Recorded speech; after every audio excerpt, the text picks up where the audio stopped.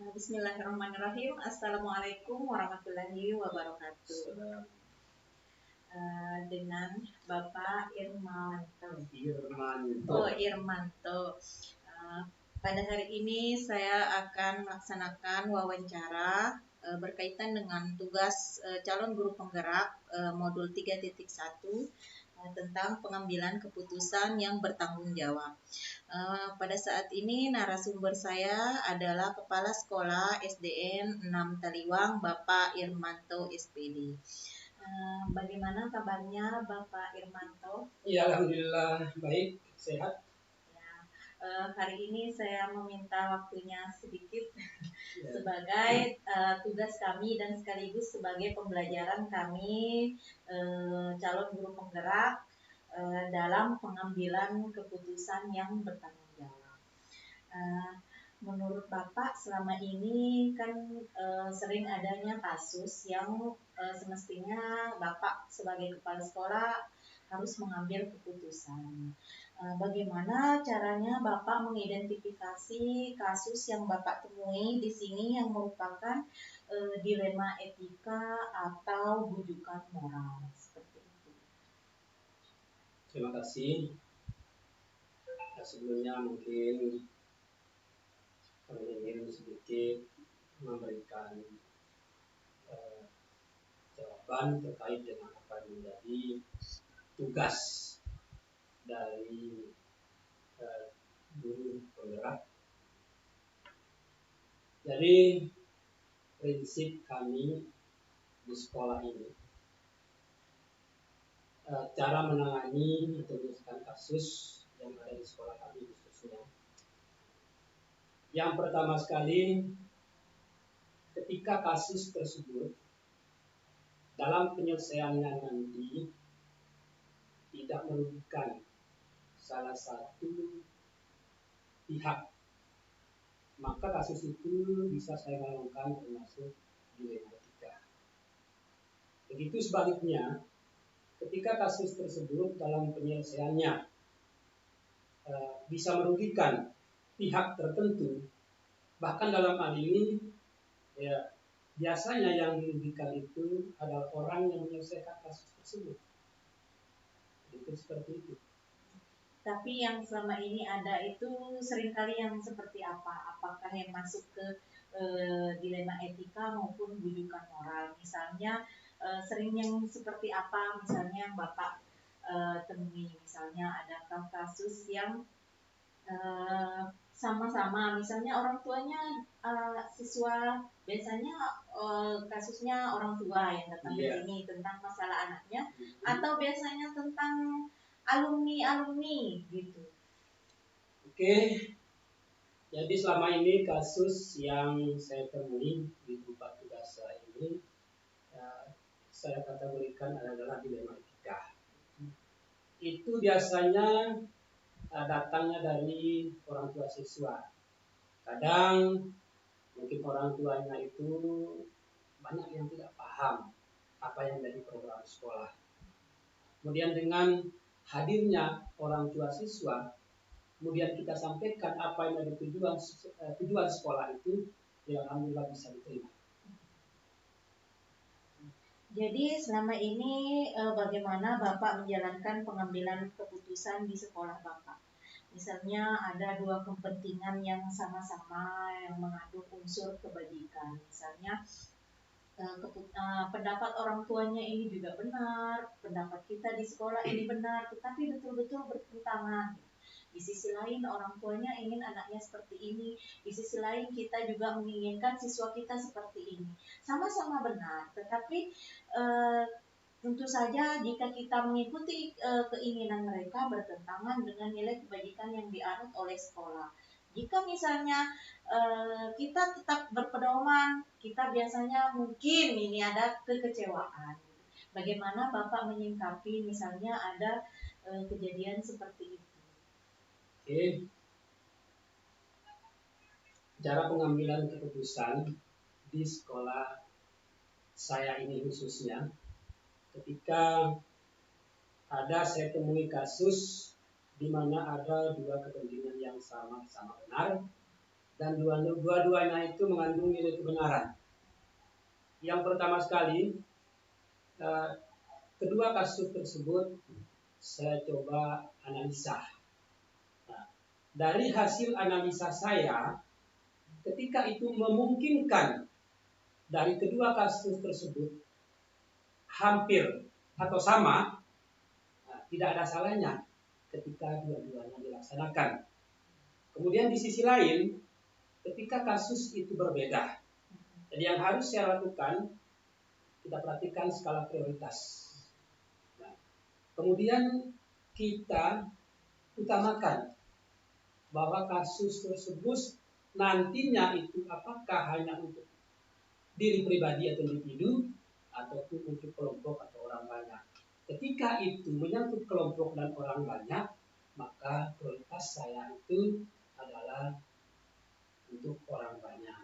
Sudah pasti itu ketika ya apa yang disampaikan atau kasus dari salah seorang itu atau kelompok tertentu itu tidak bisa kita putuskan itu adalah sedikit mungkin ketidakpuasan, itu hal-hal yang wajar. Berarti dari yang kami pelajari di sini itu memang kalau mengambil keputusan itu kita memperhatikan 3 hal. Yang pertama melakukan demi kebaikan orang banyak. Yang kedua menjunjung tinggi prinsip-prinsip nilai dalam diri.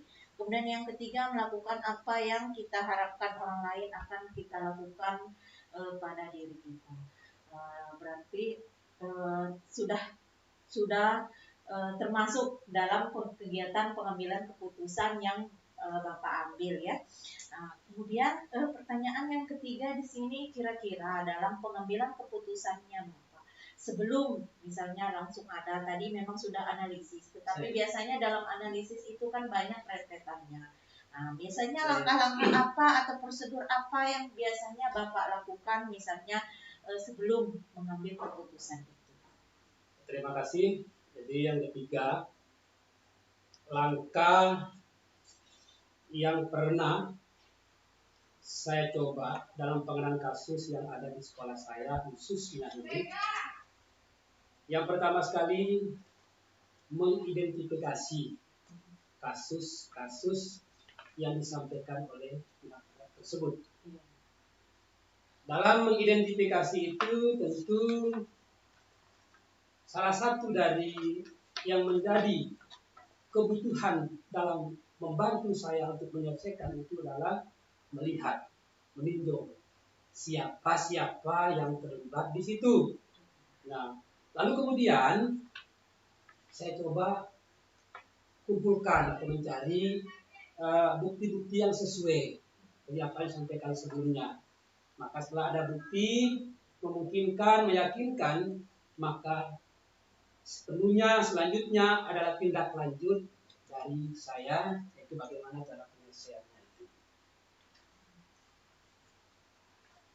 Berarti di situ ada pengujiannya. Saya. Berarti misalnya kalau ada data yang relevan, kemudian bagaimana menurut Bapak dengan uji namanya uji regulasi?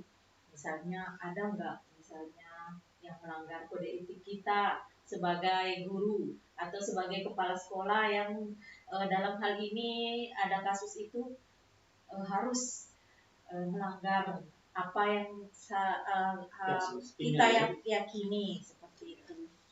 Jadi alhamdulillah selama ini di sekolah saya, jadi kasus yang sifatnya melanggar norma tuntunan yang sudah ada itu belum pernah saya temui. Jadi sebatas dilematika saja. Terus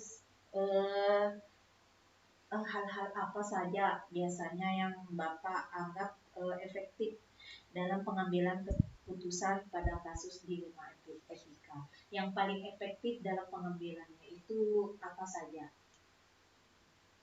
Oke, jadi untuk pengambilan keputusan yang efektif yang biasa saya coba dan pernah lakukan di tempat saya. Yang pertama, keputusan yang saya ambil itu tidak bertentangan dengan aturan, norma, agama yang berlaku.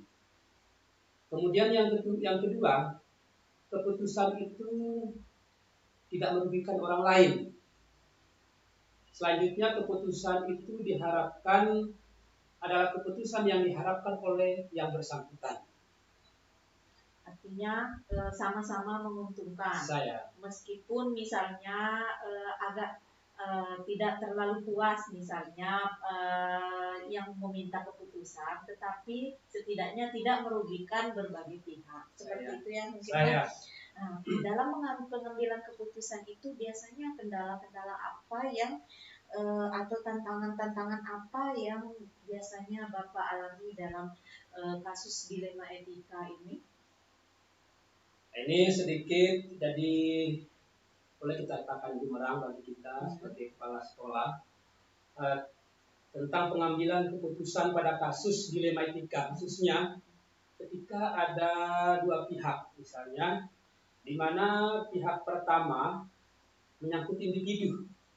Di kasus yang disampaikan itu atau yang dibawakan ke kami itu adalah kasus individu.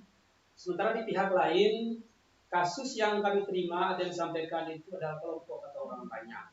Tentu seorang kepala sekolah ya yang boleh dikatakan profesional dalam tanda kutip tentu akan dituamatkan untuk orang banyak.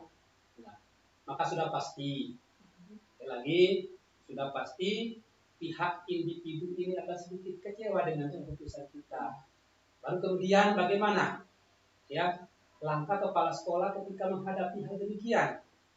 Nah, mungkin dari kepala sekolah memberikan masukan, saran terkait dengan kasus yang disampaikan tersebut.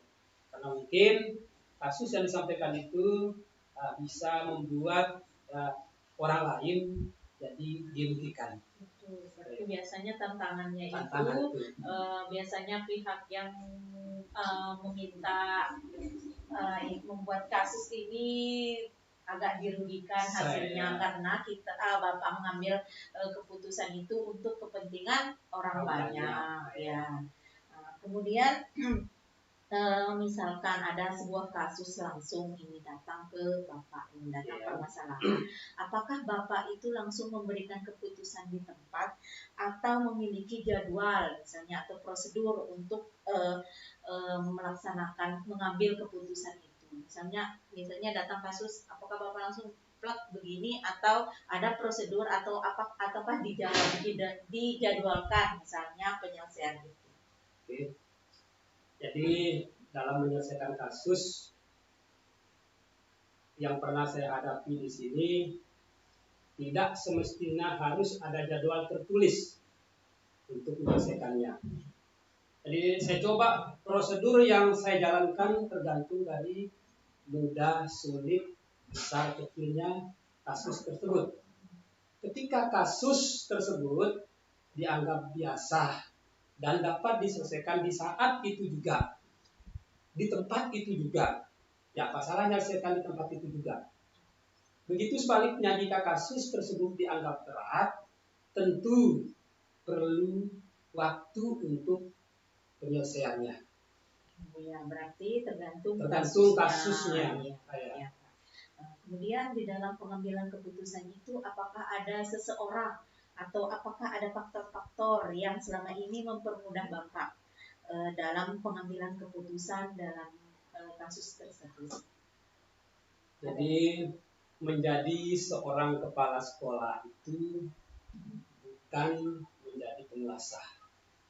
Nah, sehingga apapun itu ketika penguasa tampak berpikir panjang langsung selesai.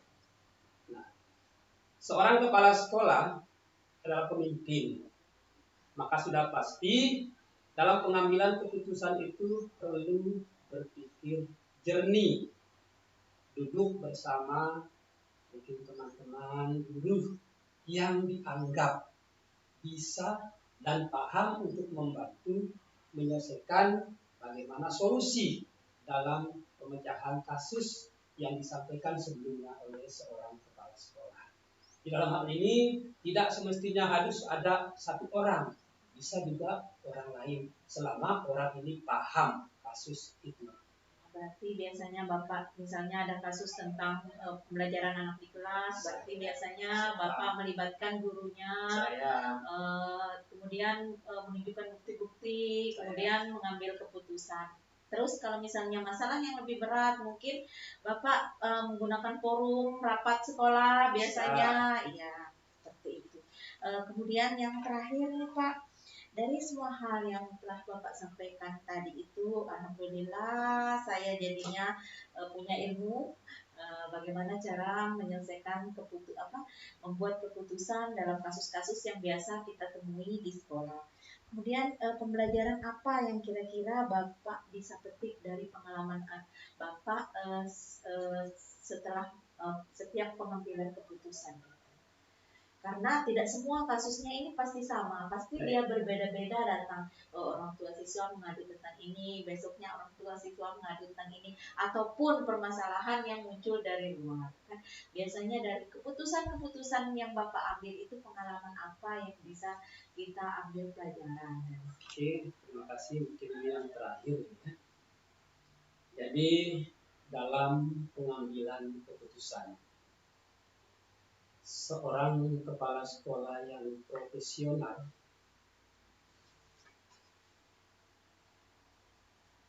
jadi dalam pengambilan keputusan dari kasus yang pernah terjadi khususnya di sekolahnya, tentu tidak serta-merta.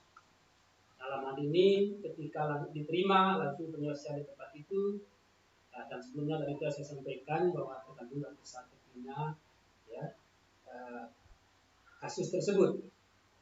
Tentu yang perlu kita perhatikan ya, yang pertama sekali jangan mengambil keputusan itu tanpa tahu persoalan sebenarnya, maka itu perlu bukti, kajian bukti dan lain sebagainya. Kemudian jangan pengambilan keputusan itu diambil ketika kita dalam keadaan tidak fit. Nah, kemudian selalu menerima masukan positif dari orang lain ya terkait dengan kasus itu. Dan mungkin yang terakhir, jangan mengambil keputusan ketika ada pihak lain yang mengambil keuntungan dari keputusan tersebut. Jadi bisa kita ambil kesimpulan bahwa setiap keputusan yang kita ambil ini tidak merugikan orang banyak dan tidak merugikan kita sendiri di sini. Keputusan yang diambil tidak melanggar peraturan dan melanggar kode etik yang ada. Dan tentu saja ini kembali kepada tugas kita sebagai guru untuk kebaikan anak, untuk masa depan anak. Baik Pak Irmanto, terima kasih atas waktunya. Mudah-mudahan apa yang kita bicarakan pada siang hari ini bermanfaat. Kita akhiri wawancara kita pada pagi hari ini. Terima kasih atas waktunya. Wabillahi taufiq wal hidayah. Wassalamualaikum warahmatullahi wabarakatuh. Waalaikumsalam warahmatullahi wabarakatuh. Aduh Pak.